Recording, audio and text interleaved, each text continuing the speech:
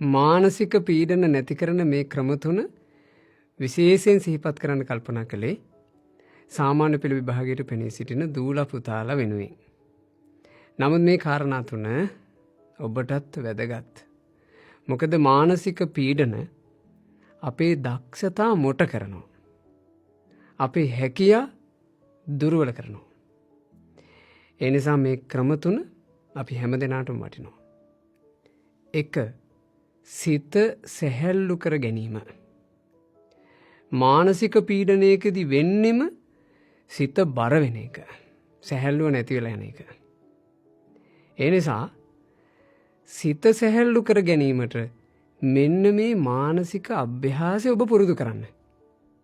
මොකක්ද ඒ අභ්‍යාසය? හුස්ම ගණන් කිරීම. කොහොමද ඒක කරන්නේ? ඔබේ කාමරේ ඔබ නිදාගන්න යහන මත හෝ එහෙම නැත්නම් කාමරේ නිදහස් පහසු තැනක හෝ ඔබ පළඟක් බැඳගෙන වාඩි වෙන්න භාවනා කරන ඉරියව්වේ. ඊට පස්සේ හොඳ අවධානයෙන් අපි ඉහළට හුස්මක් ගන්නවා. හිතින් ගණන් කරනවා. 1. හුස්ම පහළට හෙලනවා. 2. ආය හුස්ම ඉහළට ගන්නවා. 3. ආය හුස්ම හෙලනවා. 4. ඔය විදිහට එකේ ඉඳලා 10ට ගණන් කර කර හුස්ම ඉහළට ගන්නවා පහළ හෙලනවා. ආයේ 10 ඉඳන් 9 8 7 6 කියලා ගණන් කර කර ආපහු හුස්ම ගන්නවා හුස්ම හෙලනවා. ඔය විදිහට අවස්ථා කීපයක් කරනකොට ඔබේ මනසේ තියෙන බර සැහැල්ලු වෙලා යනවා. මනසට සහනයක් එනවා. ගොඩාක් දෙනෙක් මනස සැහැල්ලු කරගන්න කියලා කරන්නේ ඔය ස්මාර්ට් ෆෝන් වලින් එහෙම නැත්නම් වෙනත් මොනවා හරි ඩිවයිස් වලින් එක්කෝ විහිළු තහළු වීඩියෝ බලනවා. එක්කෝ කිසි තේරුමක් නැති ඔහේ වීඩියෝ දර්ශන බල ඉන්නවා. එහෙම නැත්නම් ගේම් වලට පුරුදු වෙනවා. ඔබ ඒ වගේ මනසේ සැහැල්ලුව හොයන්න ගියොත් ඔබ හිතනවටත් වඩා මනස බර වෙයි, මනස වෙහෙසටපත් වෙයි. ඒ නිසා මානසික සැහැල්ලුව උදෙසා ඔය අභ්‍යාසය පුරුදු කරන්න. හුස්ම ගණන් කිරීම. මේක අපේ පින්වත් ලොකු ස්වාමීන් වහන්සේ අපිට අනුකම්පාවෙන් කියලා දීපු බොහෝම වටින ක්‍රමයක්. 2. සිත ප්‍රබෝධමත් කර ගැනීම. මානසික පීඩන ආපු ගමන් නැති වෙන්නෙම ප්‍රබෝධය. අපේ සිත අපිට ප්‍රබෝධවත් කරගන්න ගොඩාක් උදව් වෙනවා.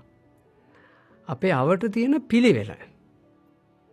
අපි නිදාගන්න ඇඳ, අපේ කාමරේ, අපේ රෙදි දාලා තියෙන පිළිවෙල, අපේ පොත් මේසෙ පිළිවෙල. අපිට S2ට දකින්න ලැබෙන දේවල් පුළුවන් තරම් පිළිවෙලට තියාගන්න. එතකොට හිත හරි ප්‍රබෝධමත්, හිත නැවුම්. ඊළඟට ඔබේ ශරීරේ හැමතිස්සෙම ප්‍රබෝධමත්ව නැවුම්ව තියාගන්න පිරිසිදුව. එතකොට ඒක හිතේ ප්‍රබෝධය ඇති කරගන්න ගොඩාක් උදව් කරනවා. ගොඩාක් වෙලාවට වෙනවා විභාග වගේ ලං වෙද්දී අපිට එන මානසික පීඩනෙත් එක්ක නිදිමත තියෙද්දිත් අපි නිදාගන්නේ. පාඩම් කරන්න වෙලාව මදි වෙයි කියලා නිදිමතේ අපි සෑහෙන මහන්සි වෙනවා. නිදිමත ප්‍රමාණවත් නිින්දක් නොලැබීම මානසික පීඩන බලවත් වෙන්න හේතුවක්. ඒ නිසා අපිට උවමනාම දෙයක් ප්‍රමාණවත් නිින්ද. සාමාන්‍යයෙන් මේ සාමාන්‍ය පෙළ ලියන දූල පුතාලා මේ විභාග දවස්වල වුණත් තමන්ට මේ නිදිමතකින් එහෙම පීඩාව විඳින්න ඉන්න එපා. අපි හිතමු නිදිමතක් එනවා කියලා. අම්මට තාත්තට කියලා මට පැය භාගයකින් හැරවන්න. මට මෙච්චර වෙලාවකින් හැරවන්න කියලා පොඩ්ඩක් ඊටාම පහසුවෙන් නිදාගන්න. ඒකත් මනස ප්‍රබෝධමත් වෙන්න උදව් කරනවා. ඒ නිසා මනස ප්‍රබෝධමත් කර ගැනීම මානසික පීඩන දුරු වෙන්න ඊටාම වැදගත්. සාමාන්‍යයෙන් කලින් පුරුදු පුහුණු කරපු කෙනෙකුට නම් මනස ප්‍රබෝධමත් කරගන්නත් සැහැල්ලු කරගන්නත් දෙකටම උදව් කරනවා මෛත්‍රී භාවනාව, කරුණා භාවනාව, මුදිතා භාවනාව. ඒ වගේ යම් භාවනා මානසිකාරයක් පොඩ්ඩක් පුරුදු කරන එකෙන් මනස ගොඩාක් ප්‍රබෝධමත් වෙනවා. 3. සිත සවිමත් කර ගැනීම. මානසික පීඩන ආපු ගමන් වෙන්නේ සිත දුර්වල වෙනවා, පීඩනේ බලවත් වෙනවා. සිතට හිතෙන්නෙම මට බැරි වෙයි, මං අසාර්ථක වෙයි, මං දක්ෂ නෑ, මට කරගන්න පුළුවන් කමක් නෑ. ඔහොම තමයි මේ හිතට හිතෙන්න ගන්න. එතකොට තව පීඩනේ බලවත් වෙනවා. මේකෙන් වෙන ලොකුම පාඩුව තමයි පුළුවන් වෙලා තිබ්බේවත් බැරි වෙනවා. තිබුණු දක්ෂතාත් මොට්ට වෙලා යනවා.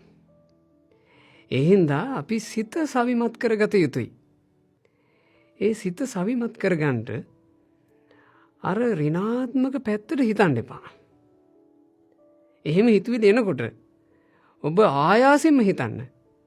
නෑ මට පුළුවන්. මං පාඩම් කරලා තියෙන්නේ. මං යම් පමණකට වැඩ කළා. මට පුළුවන් මේක කරගන්න. මං වගේම මගේ වයසේ අයනේ මේ විභාගෙට මුහුණ දෙන්නේ. මොකෝ මට බැරි. සිත සවිමත් වෙන විදිහට කල්පනා කරන්න. සිත දුර්වල වෙලා යන්න දෙන්න එපා. සිතේ දුර්වලතාවය ආපු ගමන් ඔයාලට තියෙන පොඩි හැකියාව පවා නැති වෙලා යනවා. ඉතින් ඒ නිසා මේ කාරණා 3 හොඳට හිතට ගන්න. සිත සැහැල්ලු කර ගැනීම, සිත ප්‍රබෝධමත් කර ගැනීම, සිත සවිමත් කර ගැනීම. මේ ක්‍රම 3ෙන් මානසික පීඩන වලින් නිදහස් වෙන්න පුළුවන්මයි. ඉතින් මේ කාරණා 3ත් හොඳට හිතට අරගෙන සාමාන්‍ය පෙළ විභාගයට පෙනී සිටින දූල පුතාලට හොඳ සැහැල්ලු හිතකින්, හොඳ ප්‍රබෝධමත් හිතකින්, හොඳ ශක්තිමත් හිතකින් තමන්ගේ විභාගයට මුහුණ දීලා විභාගයෙන් සාර්ථක ජය ලබන්න වාසනාව ලැබේවා. තෙරුවන් සරණයි.